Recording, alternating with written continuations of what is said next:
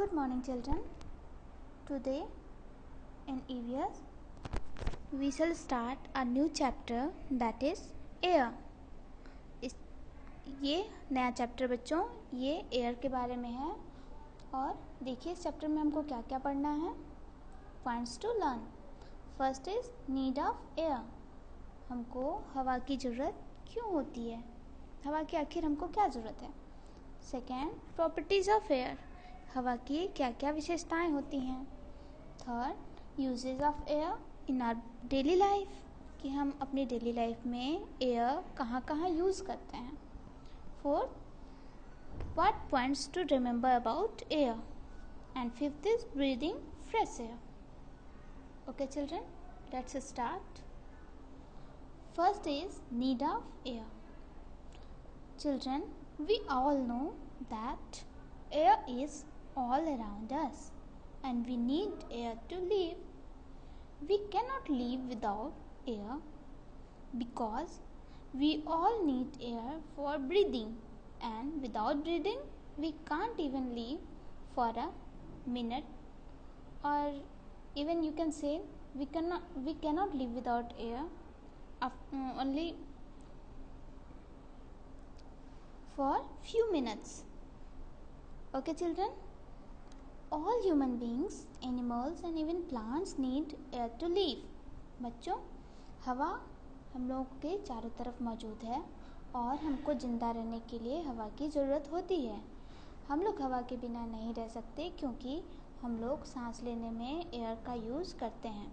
और सिर्फ हम ही लोग नहीं, ह्यूमन्स ही नहीं बल्कि एनिमल्स और प्लांट्स भी जिंदा रहने के लिए उनको भी एयर की ज़रूरत होती है क्योंकि वो भी ब्रीदिंग करते हैं.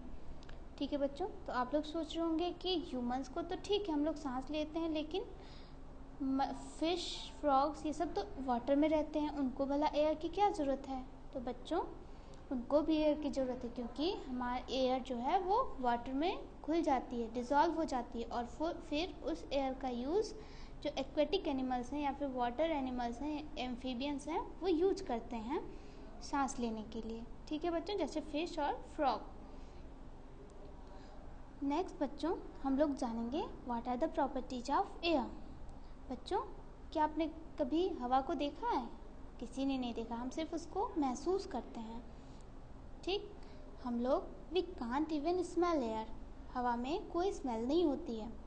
कभी कभी हम लोग कहीं से गुजर रहे होते हैं तो अच्छी स्मेल या फिर गंदी सड़ी हुई स्मेल आती है, तो वो एयर की स्मेल नहीं होती. अगर फ्रेश एयर होगी तो उसमें कोई स्मेल नहीं होती है. वो पास में किसी फूल से या फिर सड़ी हुई चीज़ों से जो स्मेल होती है वो हवा में मिक्स हो जाती है और इस वजह से हमको उसमें अच्छी या बुरी स्मेल आती है. We can't eat air. हम लोग एयर को खा नहीं सकते. We can just feel air. हम लोग सिर्फ हवा को महसूस कर सकते हैं. ठीक है बच्चों, आपको पता है जब एयर मूव करने लगती है, मतलब वो चलने लगती है, तो उसको हम कहते हैं विंड. ठीक है, और हमको विंड की ज़रूरत पतंग उड़ाने में, विंड मिल को चलाने में और बोट्स को सेल करने में.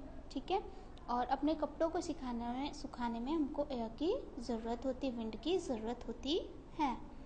ठीक है, आप बच्चों एक विंड मिल बनाइएगा और उसको दिखाइएगा कि कैसे वो चलती है. Okay, next is uses of air, कि हम एयर का यूज़ कहाँ कहाँ करते हैं. बच्चों, पहली बात तो हम सबको पता है कि एयर सबसे बड़ी ज़रूरत तो एयर की हमको क्या है, ब्रीदिंग के लिए. Air is needed bye all living beings for breathing and air is needed for burning also. कोई भी चीज़ बेटा बिना हवा के हम उसको नहीं जला सकते. ठीक है, अगर आपको इसको देखना हो तो आप देख सकते हो, जैसे कि आप एक कैंडल लो और उसके ऊपर से उसको जला लो और उसके ऊपर से कैंडल के ऊपर से कोई ग्लास रख दो. फिर आप जब ग्लास उठाओगे तो देखोगे कैंडल बुझ गई होती है. क्यों?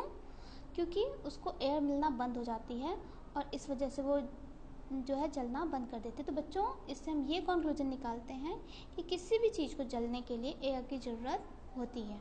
ठीक है, और एयर हमको कपड़ों को भी सुखाने में हेल्प करती है. तो ये सारे हो गए यूजेस ऑफ एयर. और अगर आपको देखना है ब्रीदिंग क्यों ज़रूरी है, तो 1 मिनट के लिए आप अपनी नोज़ पे अपनी हैंडकरचिफ को रखिए और फिर आप फील करेंगे कि कितनी आपको दिक्कत हो रही है। अगर अच्छे से प्रॉपरली आप एयर नहीं ले पाते तो आपको ब्रीदिंग में बहुत प्रॉब्लम आती है।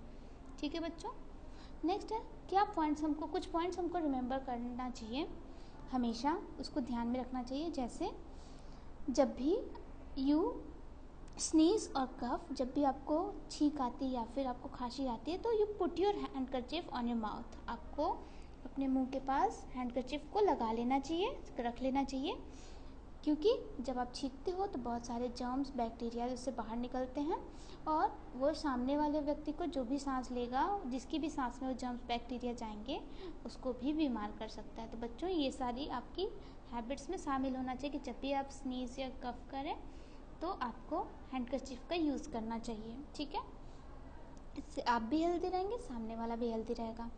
अच्छा बच्चों, हमको फ्रेश एयर ब्रीथ करने के लिए क्या क्या बताइए करना चाहिए, कहाँ से हमको फ्रेश एयर मिल सकती है ब्रीदिंग के लिए। ठीक है, उसके लिए देखिए we must breathe in fresh air, हमको हमेशा फ्रेश एयर में सांस लेनी चाहिए। कभी कभी एयर डर्टी होती है या फिर इसमें डस्ट और स्मोक होता है। जैसे आप लोग सुनते हैं कि दिल्ली में बहुत ज़्यादा डस्ट और स्मोक होता है और अगर हम ऐसी हवा में सांस लेंगे तो हमारे लंग्स क्या होंगे, ख़राब हो जाएंगे। या फिर जहाँ लोग बहुत ज़्यादा स्मोकिंग करते हैं वहाँ पे हम सांस लेंगे तो क्या होगा, हमको अच्छा नहीं फील होता, हमको लगता है हम सांस नहीं ले पा रहे हैं। ठीक है, तो ऐसे ही अगर एयर में हम सांस लेंगे तो फिर हमको बहुत दिक्कत होती है और इससे हम बीमार भी पड़ सकते हैं।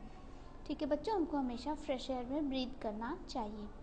इसके लिए हमको क्या करना चाहिए, हमको हमेशा keep our doors and windows open to let fresh air come in, हमेशा अपनी डोर्स और विंडोज़ को ओपन रखें जिससे कि फ्रेश एयर आ सके।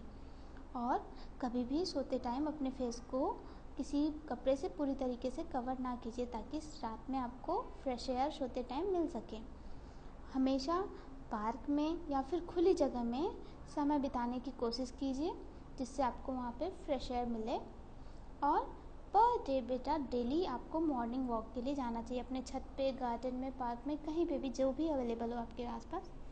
और बच्चों आपको बहुत सारे नए प्लांट्स भी लगाना चाहिए जिससे कि फ्रेश एयर हम सबको मिल सके। ओके बच्चों, थैंक यू।